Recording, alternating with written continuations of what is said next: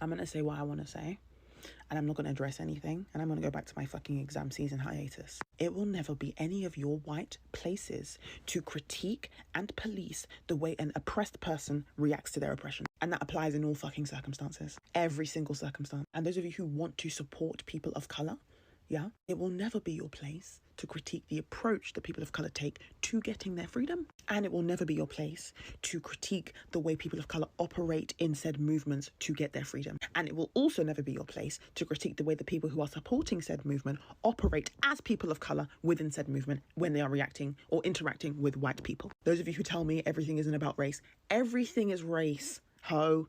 Everything is about race. Everything is about race and race relations, because you listen to certain people, you ignore others, you amplify certain people, you give certain people graces, and then on top of that, you will critique the way that the people that you are villainizing react to your fucking inflammatory actions. It makes no fucking sense. And that's why I don't trust any of you.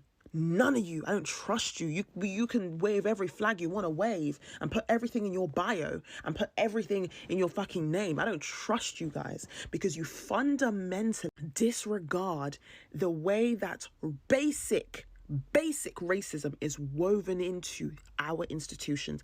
It is a part of the fabric of the makeup of modern society. So why the fuck would you not think that it is part of movements? It is the most relevant factor to me. It is the most relevant factor because it impacts the way everybody moves. It impacts the way I observe behavior. Because a lot of you don't want to admit that you don't listen to people of color. You have to wait for a white person to tell you to do something and then you do it. And that's not just white people, that's all people as well. I will do another video explaining the way this relates to Congo, okay? My rabbi blocked me.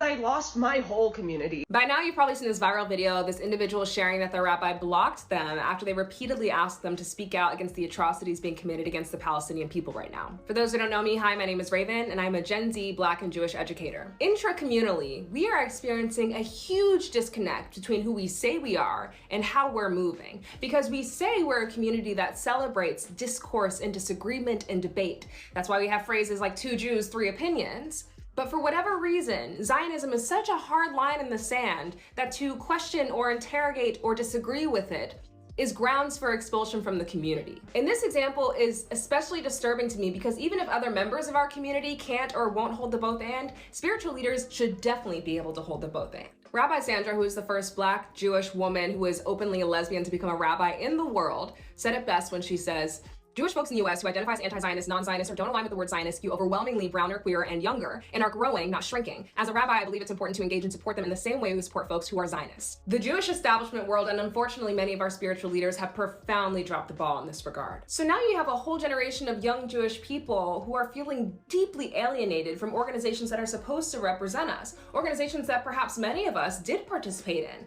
prior to the events of the last couple of months. To be clear, it's not that Zionism wasn't attention, it's always been bubbling under the surface, but it's obviously erupted in a totally different way in these last couple of months. And instead of these organizations holding space for the fact that as long as there has been Zionism, there has been anti-Zionism and non-Zionism and critique and discourse around Zionism, instead of holding that, they decided to take a hard line and alienate anyone who didn't fall in place.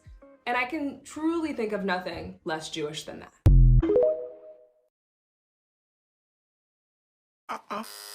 Number 44. Woo! 44, that's me! Get some cold cuts, get some cold cuts, get some cold cuts.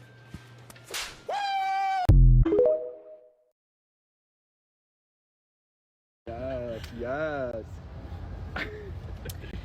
I hate gay people. It feels like if you are a girl and you say you're bisexual, people are like, oh, she's lying. She actually is only attracted to men.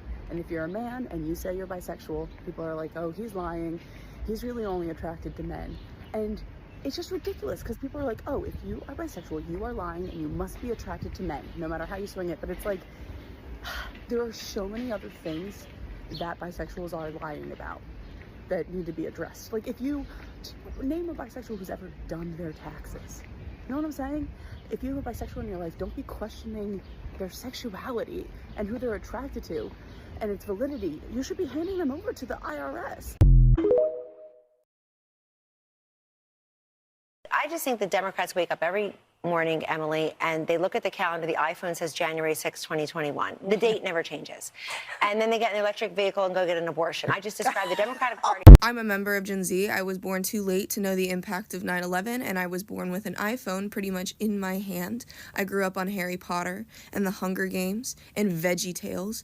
I lived the American dream in a perfect suburban country club for my whole life. As an American, I grew up every single day singing the Pledge of Allegiance. I pledge allegiance to the flag of the United States of America. Never really understanding those words, but knowing that I had to say them with my peers every single morning, ages K through 12. Every day I would come home from learning about the American dream to talk to my grandfather, who was living proof that it was real, worked on a farm in Alabama, and now he has everything. No mortgage, paid for his house in cash, nice cars. The American dream is still alive and well, right? I'm gonna go ahead and take a note from the Prince of the Fire Nation real quick. What an amazing lie that was. The people of the world hate us, and we deserve it. It's no wonder that the rest of the world sees America as selfish, pretentious, and greedy. We are. That's all we've ever known. That is what every generation has taught us since the foundation of this country. Build, grow, anything it takes. Build, grow. I'm sick of it. But Gen Z knows this. We have been shown. The crimes that America has committed against the world, against its own citizens, have been broadcasted and displayed live for every single eye in the world to see. It is impossible to look away. There are children screaming in the streets right now, begging for their voices to be heard, begging for a ceasefire, begging for their government to listen. Stop using my tax dollars for murder. Nobody listens to us, though. We're just soft kids. Just dumb, soft kids. Sensitive, can't take a joke. Snowflakes, right? Fuel our economy. Spend every hour for the rest of your life behind a desk. Spend every hour for the rest of your life working for a dime you'll never see. That's the American dream. Great as always. But it turns out the greatest nation in the world is nothing more than a propped up cattle farm for future slaves. We can't feed our homeless. We're too proud to save our kids from guns in schools. You won't serve your country, you're good for nothing. Our veterans are out in the streets, in the cold, in the rain, in the snow, in the heat, alone, dying, while their friends lay rotting in the ground in another country's battlefield. What an amazing country. It's unfortunate that the next generation is so weak that they won't be able to keep it. You care too much, you're too sensitive, your generation is too empathetic, you're soft. Do you want to see what happens when you care enough? You want to see some fucking strength? You want to see some guts? You want to see some hands ready to bleed? Fire is catching. And if we burn, you burn with us.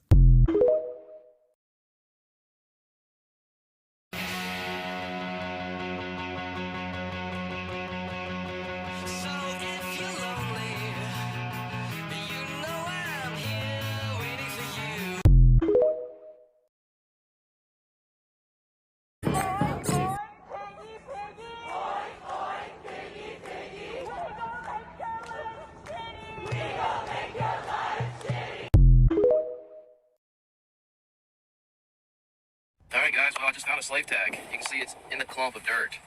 And I'm just gonna pop it. I'm not gonna clean it. I'm just gonna, kind of take off the back. I probably really shouldn't be doing it out here, but I think that, yeah, there. Oh, dude. Look at that. Oh, that's what a genuine slave tag looks like, fresh out of the soil. I mean, you can see the green patina on there. It was about 1.5 feet deep. And, well, it's a pretty nice little tag. There's the hole right there. Charleston's up on top. I mean, let's just see what it is. Probably servant. Mechanic. Dude, mechanic. it's a mechanic It's a tag. LFR mechanic. That's about a $10,000 tag. Dude. Luckily, a lot of these slave badges and tags are in the hands of a black man. Let's get started and learn something new. Let's back it up to 2021 first. One of the top archaeological discoveries in 2021 was a copper slave badge used to identify enslaved people in Charleston, South Carolina, who were hired out to temporary owners in 1835. This badge was found on a college campus, the College of Charleston, and the only reason it was found was because they were doing an excavation to build a new pavilion. Now fast forward to 2024, and we're going to take it to California, to Larry, California. California. And in Tulare, California, there was a former firefighter who became the first black mayor of Tulare, California. And his name is Carlton Jones. I forgot to include, if you don't know what slave tags or slave badges are, they came in various shapes. Most were made of copper. Each bore a number, the town where it was issued, and the year. Some were worn around the neck or sewn into clothing. Some were super detailed, and some were super simple. And as we all know, mostly enslaved people wore them, and it was basically just the identifying factor and that they were allowed to go work for someone else. So I identified them if they were a carpenter, blacksmith, fisherman, or domestic servant, and just like in that video, a mechanic. Let's get back to Carlton Jones and how he got these slave tags. Now, Jones, a Fresno firefighter and Tulare's first black mayor, got the tags from a friend, John Gong, a collector primarily of Chinese American artifacts. John Gong says he knew a couple of collector friends who mentioned the slave tags, so he started researching them. Over the years, he purchased them from different collector friends back east. And last year, John Gong decided that he no longer wanted to keep the slave tags in his drawer, so he would give them to someone who might make use of them.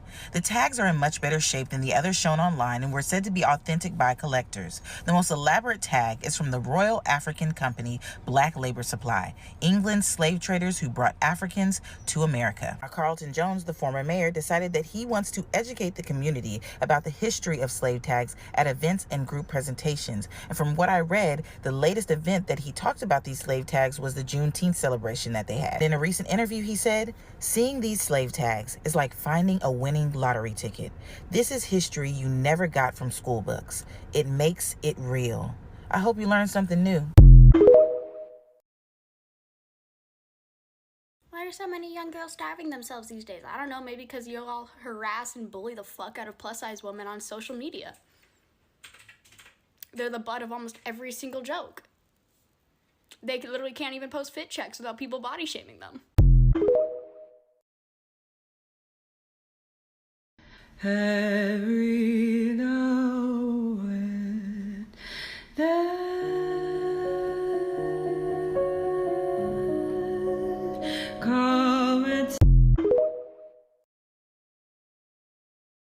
Oh yeah, I love rowdy music. Who are you rocking out to? Let me guess. Biscuit? No. Okay. Korn? No. System? No. Rammstein? No. Slipknot? No. God damn, you gotta hand it to him, Deb. He knows a lot of bands. It's too many bands. Disturbed? No. Papa Roach? No. Manson? No. Marilyn, not Charles.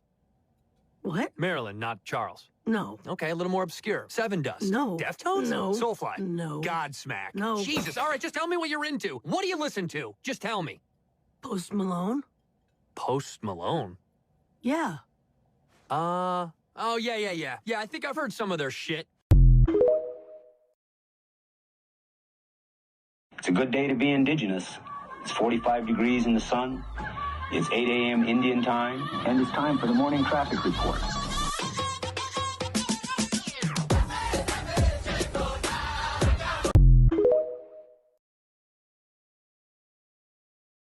Every now and then